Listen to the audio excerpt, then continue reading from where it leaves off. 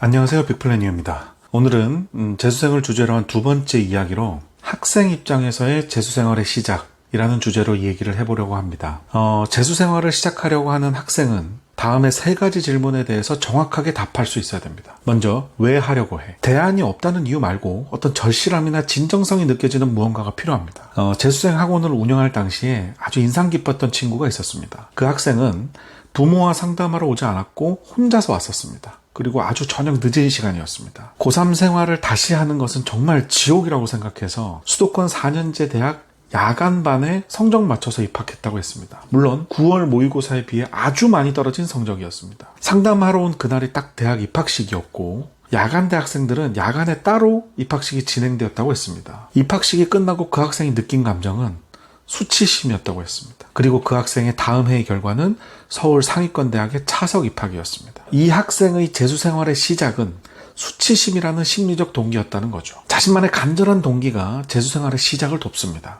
두 번째, 목표가 뭐지? 여기서 중요한 점은 상상과 목표는 다르다는 겁니다. 그럼 상상과 진짜 목표의 가장 큰 차이점이 뭘까? 그건 근거의 현실성에 달려 있습니다. 학생이 생각한 것이 목표가 아니라 상상일 뿐이라면 대부분의 근거가 거의 소설에 가깝습니다. 하지만 진짜 목표일 경우는 그 근거가 매우 자세하고 사실적입니다. 목표에 대한 이야기를 나누기 위해선 우선 본인의 한계를 정확하게 인지하고 있는지 파악해야 합니다. 점수와 학습이라는 측면에서 나누어서 생각해 봅시다. 먼저 점수에서의 자신의 한계. 보통 인서울 기준이 상위 15에서 20%라고 하겠습니다. 그럼 이 기준을 내 출신 고등학교 성적으로 적용하면 전교 몇 등까지가 인서울이지? 또는 내 목표가 서울 중상위권 대학 진학이라고 한다면 기준이 한 상위 5% 정도 될 텐데 내 고등학교 성적 기준으로 몇 등까지지? 생각해보니 내 성적으로는 한참 기준 미달인데 어떻게 가능하다고 지금 나는 확신하고 있지? 그리고 다른 학생들도 최소한 나만큼의 각오는 가지고 불같이 뛰어들 텐데 전부 이런 상황이면 점수는 올라갈 수 있어도 모두 똑같이 점수가 올라간다면 아무런 의미가 없잖아. 이렇게 끝없이 계속 스스로한테 질문을 해봐야 되는 겁니다. 여기까지 생각했다면 우선 성적이라는 기준으로 본인의 위치가 정확하게 보일 겁니다. 다음, 학습에서의 자신의 한계. 결국 점수에서의 한계를 극복하기 위한 유일한 방법은 학습에서의 한계를 극복하는 걸 텐데, 그러니까 열심히 한다는 말이죠. 마찬가지로 질문할 수 있습니다. 스스로한테. 왜 갑자기 내 모든 학습 습관을 바꿀 수 있다고 나는 지금 자신하고 있지? 여태까지 큰 변화가 없었는데 왜 갑자기 모든 걸 뒤집어버릴 만큼의 변화가 일어날 수 있다고 확신하지? 이렇게 하루아침에 바뀔 습관이었으면 왜 진작 바꾸지 못했지? 생각해보면 모든 중간고사, 기말고사, 모의고사를 기점으로 항상 이렇게 마음먹었던 것 같은데 큰 변화가 없지 않았나? 그러니까 그만큼 극복하기 어려운 과정이라는 거죠. 이 과정을 시작하려고 한다는 걸 정확하게 알아야 합니다. 또한 스스로가 한계와 현실이 뭔지 정확하게 봐야 무엇을 극복해야 하는지도 보이는 겁니다. 어떻게 할 거야? 자, 이건 스스로에 대한 파악, 분석, 그 다음에 학습 환경, 학습 전략으로 나눠서 한번 생각해 봅시다. 첫 번째, 경쟁자 모두가 동일한 환경과 동일한 의지를 가지고 있다면 결국 승부는 앉아있는 양이나 질에 달려있는 걸 겁니다. 여기에 멘탈적인 부분이 크게 작용할 거다라는 건 큰 착각입니다. 물론 영향이 없을 순 없죠. 하지만 입시는 장길에 있습니다. 벼락치기 공부면 일반적으로 말하는 정신력이나 의지 같은 것들이 큰 영향이 있겠지만 1년을 단위로 달려가는 입시는 완전히 다른 얘기입니다. 좋은 말, 자극적인 말, 의지를 북돋아주는 말, 희망적인 말, 너무나 많은 강사, 재종반 담임선생님, 멘토, 많은 사람들이 얘기를 할 겁니다. 그 말을 듣는 순간은 뜨거울지도 모릅니다.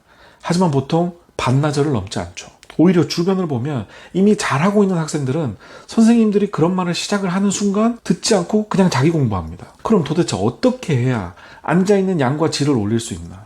그 해결책은 본인에 대한 데이터를 정확하게 파악하는 것에서만 나올 수 있습니다. 자신을 정확하게 파악하는 것이 가장 중요하고 그것이 한계를 극복할 수 있는 유일한 방법입니다. 뭐든 보여야 극복도 가능한 겁니다. 그럼 자신을 정확하게 파악한다는 것은 무슨 말일까? 제가 가장 기본적인 질문 몇 개를 한번 해보겠습니다. 현재 나는 하루에 순수하게 몇 시간을 집중할 수 있는 사람인가? 2번, 나는 한번 집중하면 얼마나 지속 가능한가? 3번, 과목별 나의 가장 학습의 피크 시간대는 보통 언제인가?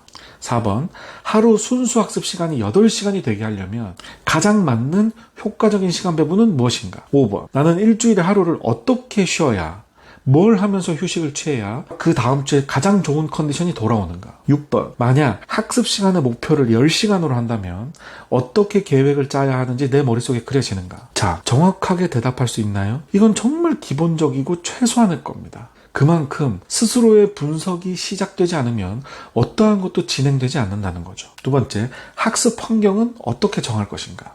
일반적으로 기숙학원이나 재종반이나 독학재수나 관련 스터디 카페, 관련 독서실 등이 있을 겁니다. 하지만 이 모든 것 역시도 자기 자신이 파악되고 나면 자연스럽게 나한테 맞는 환경을 찾을 수가 있을 겁니다. 물론 관리 감독이 전혀 없는 집이나 그냥 일반적인 카페나 독서실이나 이런 곳은 추천하지 않습니다. 스스로를 파악하는 것하고 스스로를 믿는 것은 완전히 다른 문제입니다. 수능 전날까지 절대로 믿으면 안 되는 1순위가 자기 자신입니다. 자, 셋째, 학습 전략의 문제입니다. 이 역시도 자신을 정확하게 판단하는 문제가 해결이 되면 자연스럽게 보일 겁니다. 왜냐하면 좋은 선생님이나 좋은 교재는 너무 많죠.